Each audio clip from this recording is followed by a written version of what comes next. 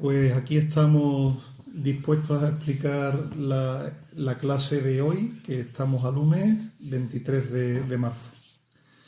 Hoy vamos a hacer otro problema de cinemática, y para que veáis cómo el sistema que ya hemos estudiado y que hicimos en el problema anterior, pues es un sistema que siempre se puede aplicar y que si aprendéis cómo aplicarlo, pues vais a poder hacer problemas de física sobre movimiento sin ninguna dificultad grave, ¿no?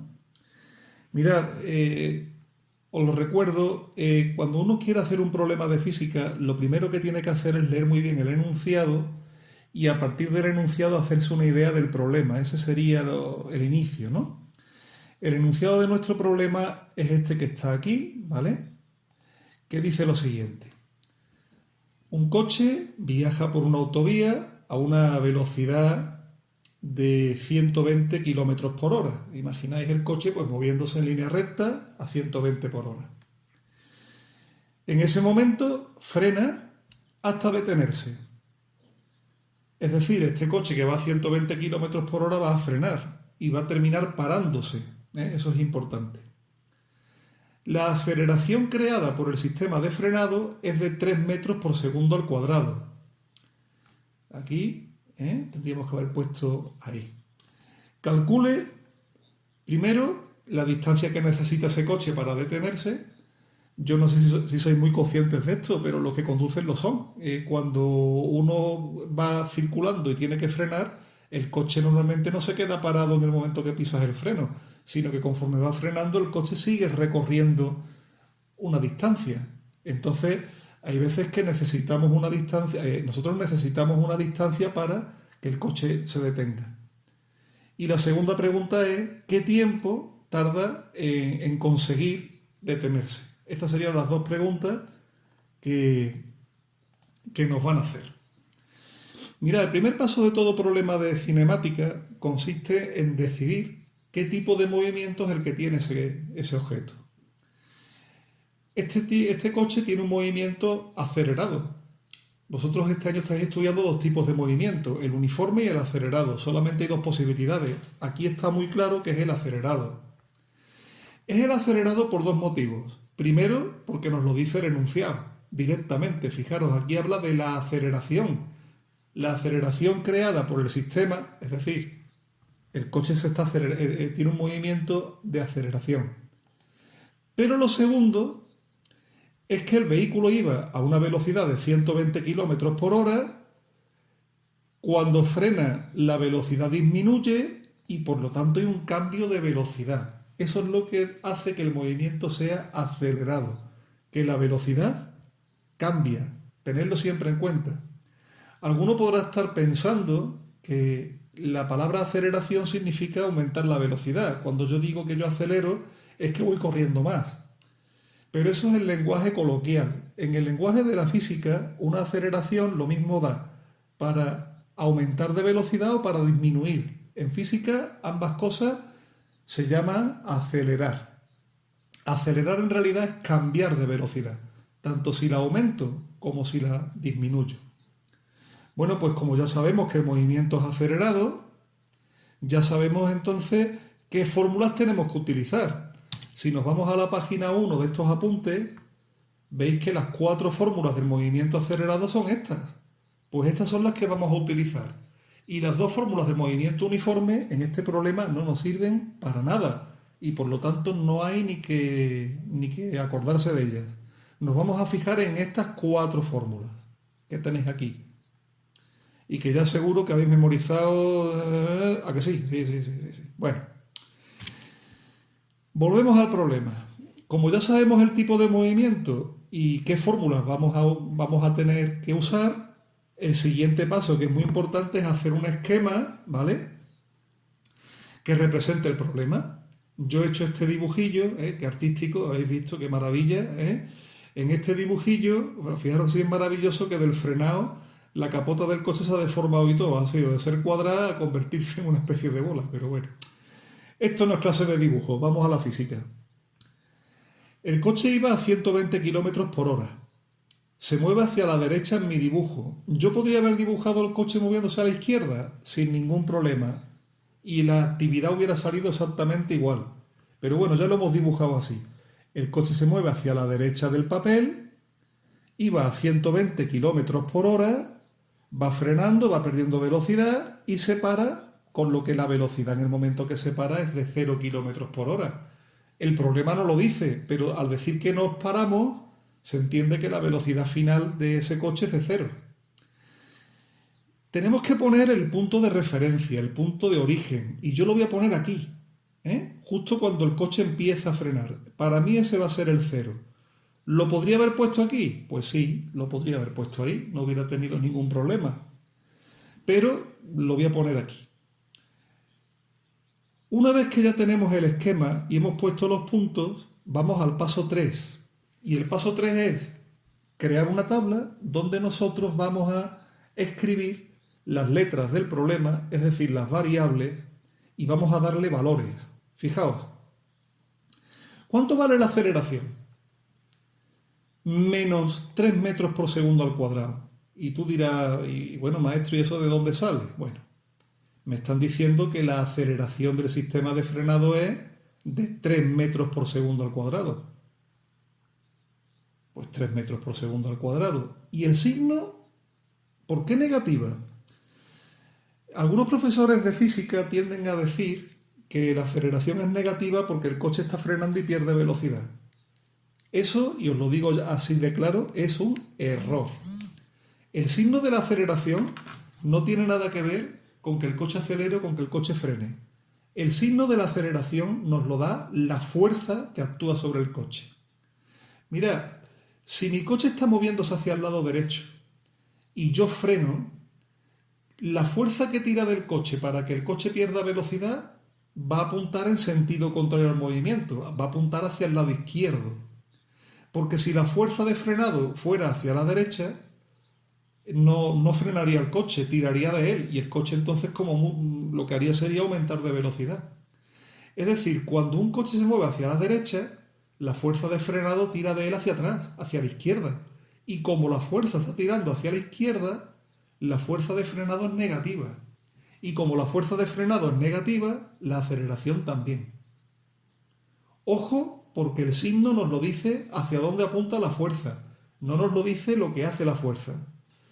Mirad, si yo hubiera hecho el esquema con el coche moviéndose hacia el lado izquierdo, entonces la fuerza de frenado tiraría hacia atrás del coche, es decir, hacia la derecha.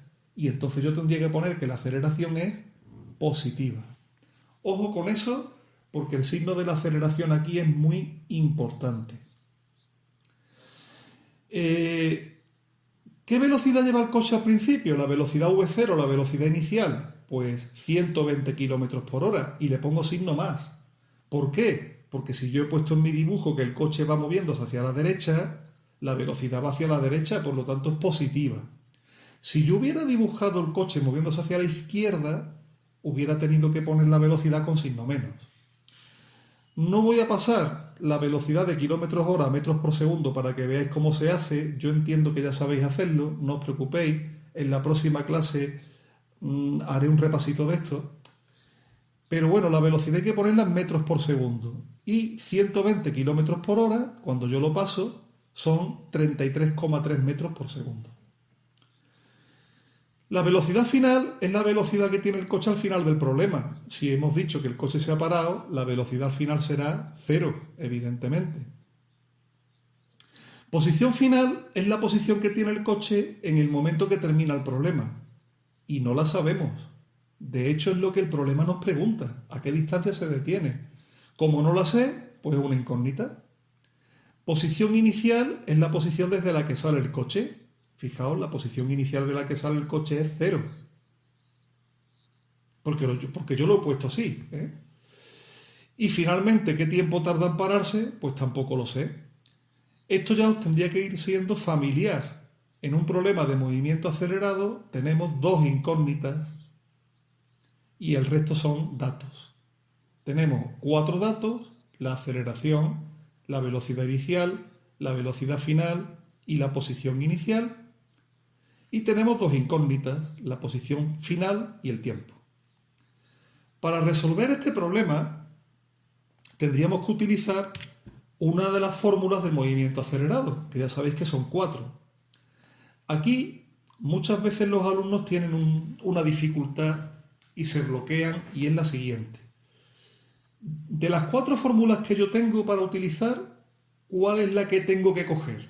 Hay muchos alumnos que se bloquean en un problema porque no saben qué fórmula coger. Os voy a decir una cosa que la digo en serio. Si tenéis alguna duda de cuál de las 4 fórmulas necesitáis, mi consejo es el siguiente. No os quedéis bloqueados. Coged la que os dé la gana. Coged una. No os quedéis bloqueados, simplemente cogéis una. Si la fórmula que habéis cogido es la correcta, el problema va a salir perfectamente. Si os equivocáis y cogéis una fórmula que no nos sirve, os vais a dar cuenta de que esa fórmula no nos conduce a ningún sitio y entonces no pasa nada. Cogéis otra y volvéis a probar. Mirad, voy a hacer lo siguiente. Yo en este problema voy a coger la fórmula equivocada queriendo. Voy a coger esta fórmula, la fórmula 3. Y ya os digo yo que esa fórmula no es la mejor para este problema. Fijaos. Voy a coger la fórmula 3 y mirad lo que pasa. La fórmula 3 es R igual a R0 más V0 por T más 1/2 de A por T al cuadrado. Con los datos que yo tengo, fijaros, R no lo sé, igual a R0, 0, más la velocidad inicial, 33,3, por el tiempo, por T, más 1/2 de la aceleración, que era -3, por el tiempo al cuadrado. ¿Qué es lo que me pasa aquí?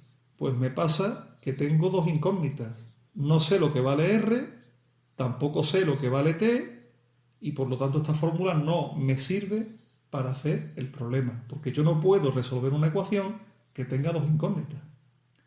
¿Qué es lo que pasa ahora? Bueno, pues te has equivocado. No pasa nada. Cogemos otra fórmula y volvemos a empezar.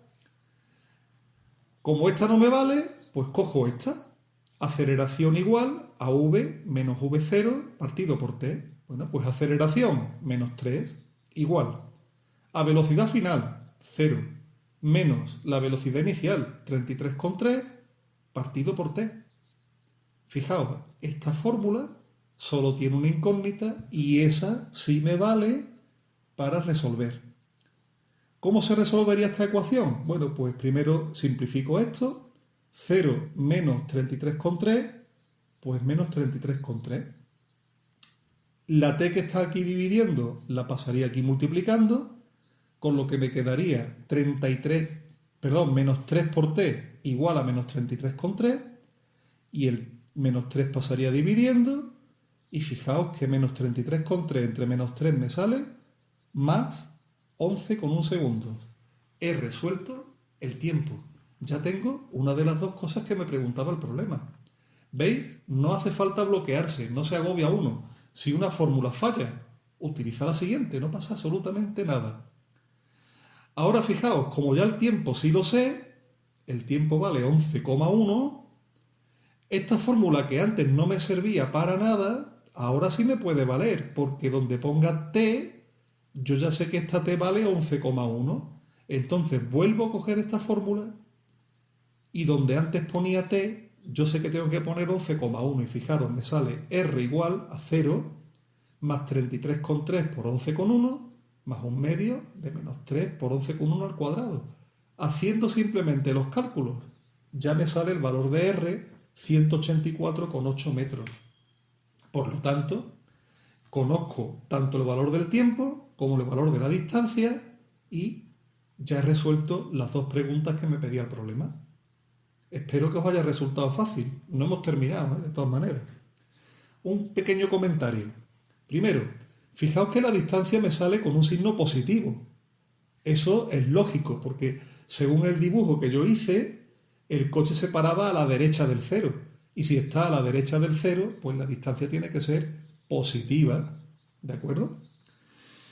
Segundo comentario. Esta fórmula famosa, la de v cuadrado, que no la utilizamos casi nunca, ¿qué hubiera pasado si yo en vez de elegir la primera fórmula esta y la segunda esta? Si yo hubiera elegido directamente la de v cuadrado, ¿qué hubiera ocurrido? Pues mirad, esta es la fórmula. V cuadrado es v inicial al cuadrado más 2 por a por r menos r0. Fijaos, v cuadrado, 0 al cuadrado, igual a 33,3 al cuadrado, más 2 por menos 3 por r menos 0. Y fijaos que me sale una ecuación con una sola incógnita. Haciendo las cuentas, 0 al cuadrado es 0, 33,3 al cuadrado es 1108,89, más por menos es menos, 2 por 3, 6, y r menos 0, r. Despejo la r de aquí y me sale la distancia 184,8, que es exactamente lo mismo que me salió por la fórmula anterior. Es decir, si yo hubiera empezado el problema por esta fórmula, hubiera también podido resolverlo porque me hubiera salido la misma distancia. Conclusión, ¿para qué nos ha servido este problema de física? Pues para que veáis que sin necesidad de pensarlo, podemos ir aplicando la fórmula y si con una fórmula el problema no sale, pues no pasa nada porque tenemos otra y esa sí nos lo va a hacer a resolver. Por lo tanto, perded el miedo a los problemas de física, que los podéis resolver perfectamente. La clave del problema realmente no es la fórmula, ¿eh? La clave es rellenar bien esta tabla. Si yo relleno la tabla bien rellena, entonces el problema va a salir sí o sí, ¿de acuerdo? Mirad, os voy a dejar propuesto un problema para que lo vayáis haciendo en casa. Yo lo voy a subir a internet en la clase del miércoles, para que comparéis la solución que os sale a vosotros con la solución que me sale a mí. Mirad, voy a ir escribiendo el problema directamente. Este sería, lógicamente, el problema 3. Problema número 3. Y el problema dice lo siguiente. Un vehículo parado en un semáforo arranca y tarda en recorrer una distancia de 100 metros, un tiempo de 3 segundos. Y os hago dos preguntas. Primera pregunta. ¿Qué tiempo? Perdón, ¿qué tiempo no? ¿Qué velocidad tendrá cuando pasen esos 3 segundos? Es decir, el coche estaba parado en el semáforo, pero lógicamente habrá ido cogiendo velocidad. Cuando hayan pasado 3 segundos ha recorrido 100 metros. ¿Qué velocidad tendrá? Y segunda pregunta, ¿qué aceleración produce el motor para conseguir este movimiento?